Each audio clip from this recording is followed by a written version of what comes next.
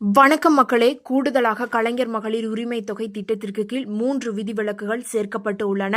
அது என்னவென்றால், அரசு துறைகளின் கீழ் சிறப்பு காலமுறை ஊதியம் பெற்று பணியாற்றி தற்போது ஓய்வூதியம் பெறும் ஓய்வூதியதாரர்களின் குடும்பங்களில் உள்ள ஓய்வூதியதாரர்கள் அல்லாத தகுதி வாய்ந்த பெண்கள் இந்த திட்டத்தில் விண்ணப்பம் செய்யலாம்.